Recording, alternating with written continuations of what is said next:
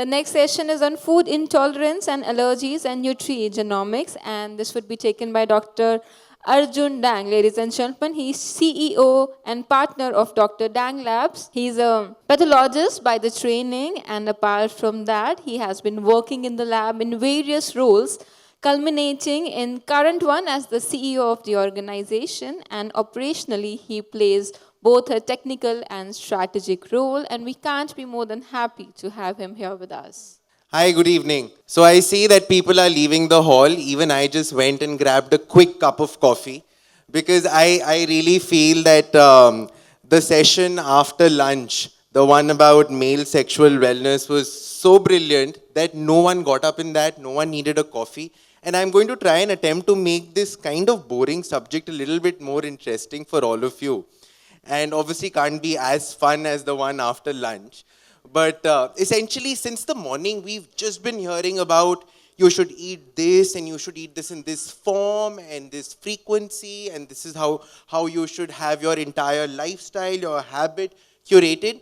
No one really spoke about what not to eat.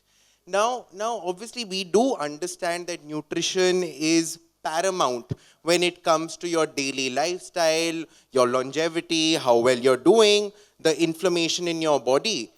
But I'm actually a pathologist by training. I did my education in liver and GI pathology. But when I came back to India in 2016, I realized that there is a huge gap in what people think is allergy, what people think is this food doesn't suit me, so I don't eat it. If I don't eat it, I don't make my child eat it. I feel a little weird in my tummy after I have milk, so I just don't eat it. And the gap between guesswork and actually scientific based evidence was so large that I've spent the past 6 years understanding this field and also trying to tell people and make them more aware about, is it actually a food allergy, is it an intolerance, it is a sensitivity, is it celiac disease. So yes, knowledge is power, but this session I will aim to make that knowledge power that is applied. And that's why I would want you to understand it. I am available offline after this and to discuss your queries as well. And I see the timer is clicking, and this is cheating. Where is Akanksha? It was supposed to be a 30-minute session. It's 20 minutes. But I'm going to try and pace my presentation accordingly. Okay. So do any one of us know that what are allergies? I'm sure you guys know that these can either be something that you're breathing in or you're eating on a daily basis. When you eat something, you get a rash, you get urticaria, you get hives, you get some kind of swelling. Some people have some kind of bloating, which they think is indigestion, or they feel uncomfortable. But the prevalence of allergies has been increasing. It's been skyrocketing rather in the past 20 years. Any guesses what percentage allergies have increased by? Any guesses? Just a long shot? So yes, so 300%. So in the US, in a study done recently, every child less than 9 years of age, 1 out of 2 has a food allergy. In Europe, 32% of adults have an allergy. It is actually skyrocketing in a way, not only because it's being diagnosed more, that is obvious, but also because of various other reasons that you can see on the screen. And that is obviously because of rampant urbanization, the hygiene hypothesis that basically means I'm actually not a good example. I have a sanitizer in my pocket. But that we sanitize ourselves more, we prevent any microbiomes from getting to us. And obviously none of us are brought up on farms or around a natural environment, but obviously in the safety of our houses. And also injudicious antibiotic use that kills the good guys in our gut. I think we've heard about that. Apart from this, there are 4 other Ds that have actually contributed a lot to this increasing prevalence of allergies. So any guesses what those Ds are? So any Ds? Okay, so vitamin D, the deficiency of vitamin D is something that has contributed a lot. The second is the lack of diversity of foods. Earlier, when babies and kids were born, they used to eat anything and everything. There are studies now that say that you should introduce things like peanut and milk and soy at a younger age so that the immune system knows that, okay, these guys are the good guys, they're not the bad guys, and they don't react adversely later. So 2 more Ds, 1 more is dirt. You remember in school earlier, at least I was in SPV and we had this big sand pit and used to go in and dive in it and make those tunnels and mountains. So yes, play in dirt. We don't do that anymore. Exactly, that is hygiene hypothesis. And because of that also kids nowadays have more allergies. And the final one that a lot of people don't know about, latest science says, dry skin. Lot of kids have dry skin or eczema. Eczema is basically when you have dry, cracking skin. So any kind of food particulate matter that lands on that crack on their skin, the immune system again figures out that, okay, this is something off and engages it as a bad guy. So all these factors, apart from these, is the reason that the prevalence of allergies has been skyrocketing. Now, quickly, I'm going to take you through these broad 3 or 4 topics. The first is allergies. These are called immediate allergies. The second one is called food intolerances, or synonymous with something that we call as food sensitivities. The third one is something that people would probably have heard of. It's called celiac disease or non-celiac gluten sensitivity. So I'm going to try my best and cover these in the next few minutes. Okay, so this is allergies. This is the classic allergy. This reaction happens within a few minutes. You eat a peanut and suddenly your face swells up. You eat a prawn and you have this hive where you start scratching. You have some milk and after that immediately you have to go and vomit it out. So that is immediate allergy. How I train my team is that this is IgE based. So immediate means IgE. So there are 2 types. The other one is IgG, so I'll come later to it. But if something's happening immediately, it is IgE. IgE is a kind of antibody that is activated when you eat or are exposed to any of these allergens. So any of these things can happen. Anaphylaxis is the most severe one, where instead of stuff in your body swelling up, your throat starts swelling up, your larynx starts swelling up. That's the scary one when you choke and you can't breathe. You guys would have heard of people using an EpiPen, that's like an auto-injector, and people who've had this anaphylaxis. And again, the prevalence of this has gone up 700% in the past 15 years. And this is something, again, that is at the far end of the spectrum of allergies. So these are immediate allergies. Again, to diagnose allergies. Now, to diagnose allergies is something that till a few years back wasn't available. The gold standard wasn't there in India. What me and my team did in the past few months, we've launched the country's first, the most advanced, actually I would say the world's most advanced diagnostic test for allergy, wherein we took data from a large number of set of people, collaborated with a Japanese firm that helped us figure out that telling someone that, okay, you are allergic to milk, it's not sufficient. People know when they're allergic to milk. So there was a kid recently who had come in. He's 4.5 years old. He's had 3 anaphylaxis reactions. They were rushed to Max Hospital every time. They came to me and they told me that we know that he's allergic to milk. How does your test help us? So I told them, yes, it covers close to 200-300 foods and he can know about other foods. But the fascinating thing about Allergenius, that's the name of the test, is that it told us that the protein inside the milk that the child is allergic to actually degenerates when you cook it at a high temperature for these many minutes. Thanks to that, the mother sent me a big, beautiful bowl of kheer the other day and also fed her child that and sent me a photo. And she said that, Dr. Dang, he's having the kheer and he hasn't had the reaction. So that's like a component resolved diagnostics. Thank you. That basically tells us about the milk, the proteins inside it, and then what to do with that food in order to eat it. So there was an elderly gentleman. He'd come for the same test. He was telling me that suddenly I have these urticaria kind of rashes and I can't sleep at night. So we did the same test for him. And so it's a very rare allergen, but we found a severe allergy to apple. He came to me and he told me, son, you're half my age, but your report is not correct. So I humbly told him that, sir, I completely respect your thing, but my report is correct. But Tomorrow when you eat your apple, peel it and eat it. Next day he peeled the apple and ate it and there was no reaction because apple has 3 proteins. And our insights told that the allergen that he's reacting to is in the peel.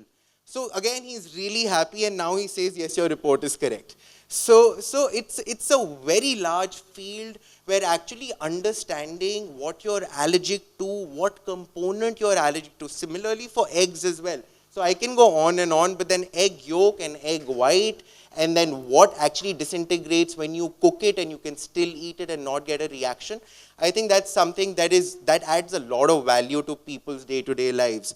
So obviously this is a class apart compared to the skin prick test. I'm sure some of you have gone to the doctor that puts like multiple pins on your arms and then tests you for various things, and also the traditional whole allergen testing. So this is something that really helps us diagnose and figure out what you're reacting to. Okay, so now I have explained about the immediate allergy that are IgE mediated. Now we're going to talk about a bit about IgG mediated. So G is like how again I tell my team that G is like Dadaji and Nanaji. So it's more delayed. It happens after some time. That means you'll eat something tonight, or you'll eat a chapati tonight, or you'll eat some rice or some chicken tonight. And then after 2 hours up till 12 hours, you will feel things like bloating, gastritis, people what they call as IBS. IBS essentially, sorry sir, but gastroenterologists call this as a waste basket diagnosis. When it's not fitting in anywhere else, they call it IBS. So a lot of these gut-related issues where there is chronic inflammation happening in the gut, not immediately, it's not within a few minutes, it's after a couple of hours that this happens, that they actually get these symptoms. And most commonly we see people complain of bloating. How many people here get some kind of bloating after eating something? How many people here know someone who gets some kind of reaction after eating food? So that's a lot of us. So these are just the tip of the iceberg again. You can also have things like inflammatory bowel disease where there's more inflammation. The earlier gentleman in the day was talking about how to reduce inflammation. The food is the fuel on the fire. It might be arthritis, it might be migraines, it might be PCOD, but ultimately your immune system is averse to inflammation. So you cut out that fuel, let that fire burn and let the other ways sort it out, but you are the one who can find the cure in your kitchen.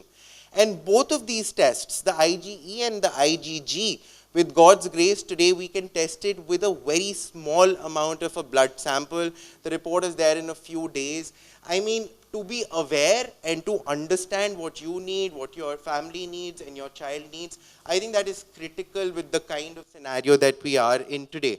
So there's a case study, before I move on to the next one, about uncontrolled diabetes.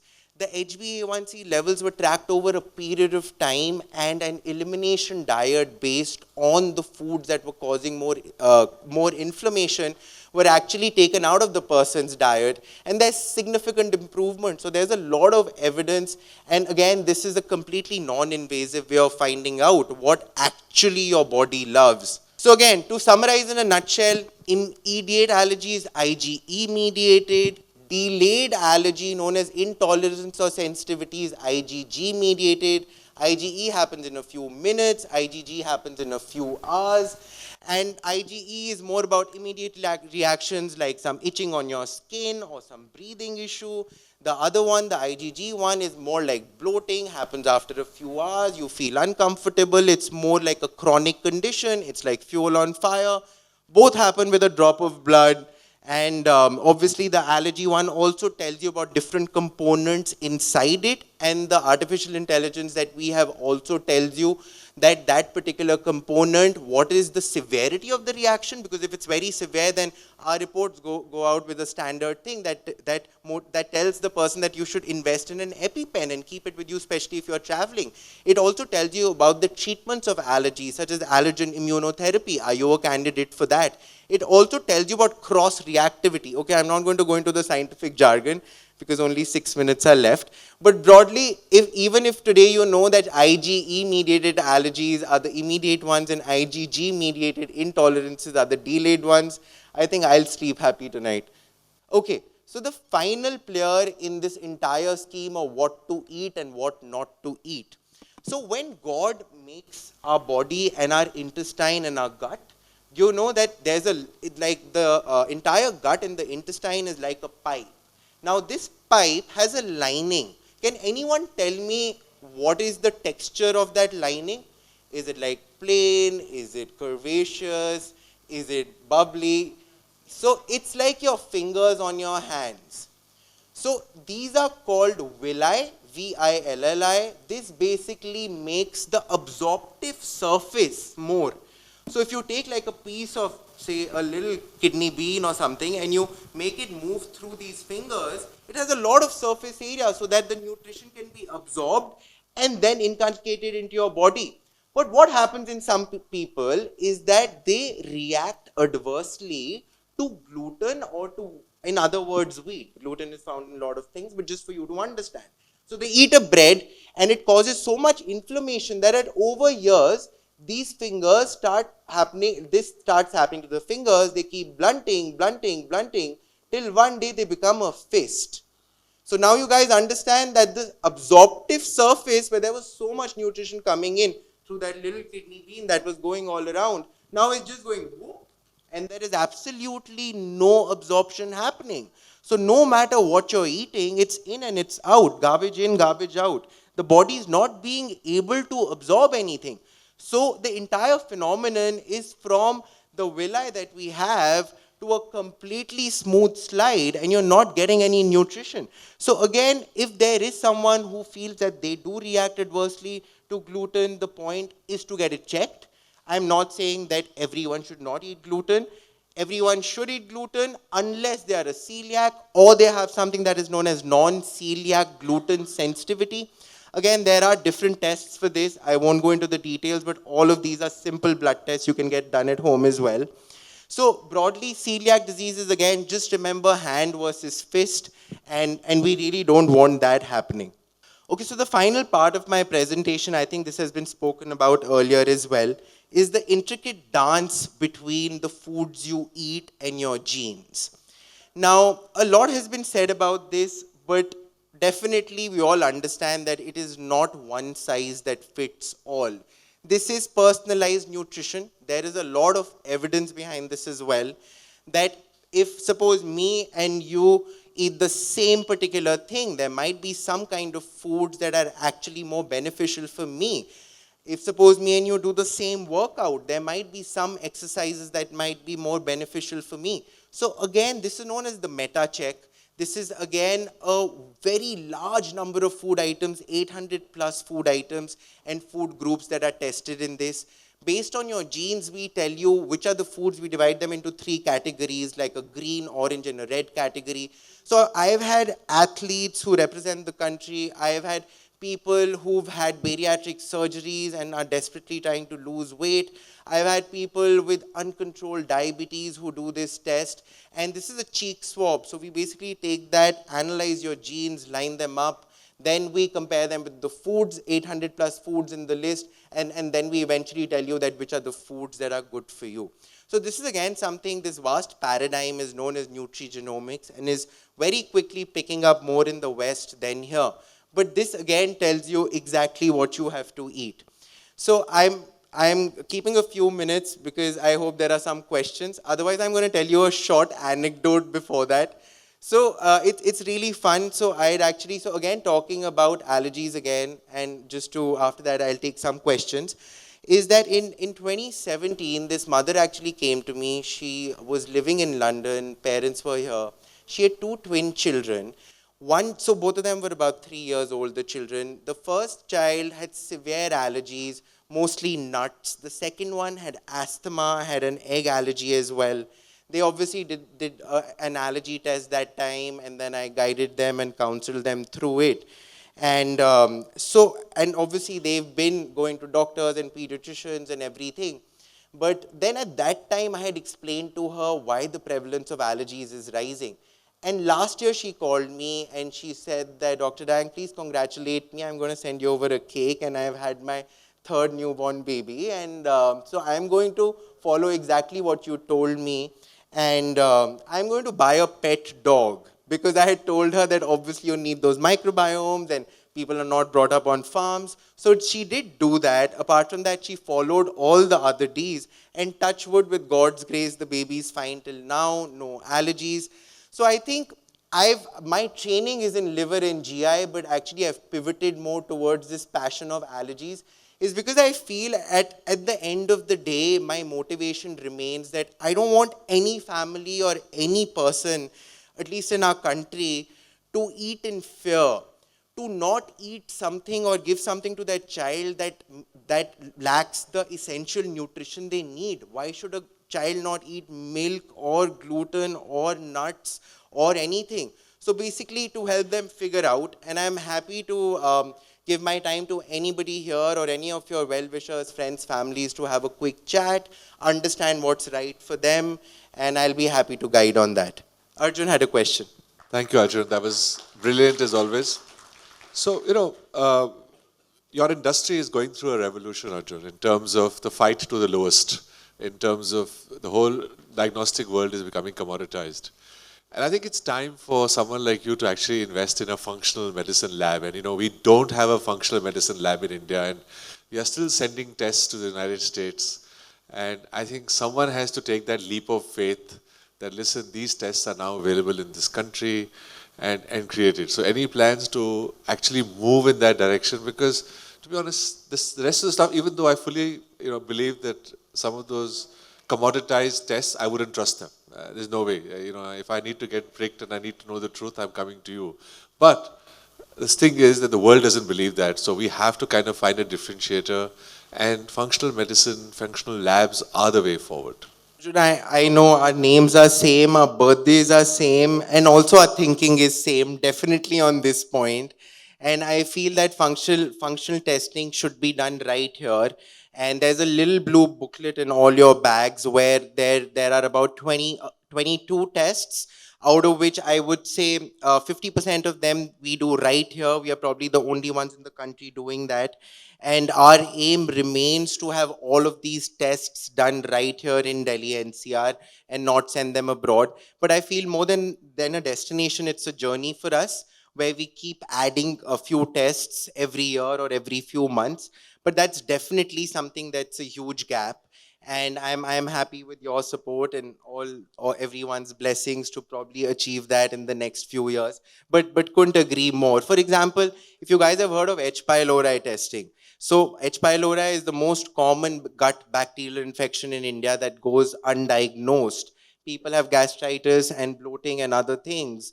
And obviously Ashwini sir can vouch for that. It goes undiagnosed. The only way we test it is either a stool sample or a blood sample, but the correct way, obviously everyone can't do an endoscopy, is actually doing a breath test.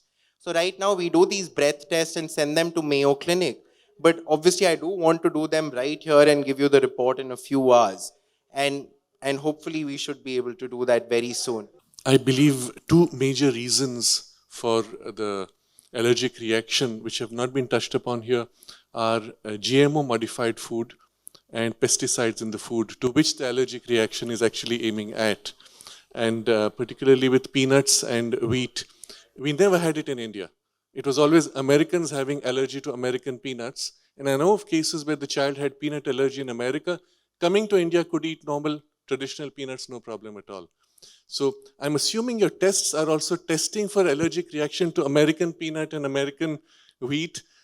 Should there be differences between these? Should not this become a major point of discussion also?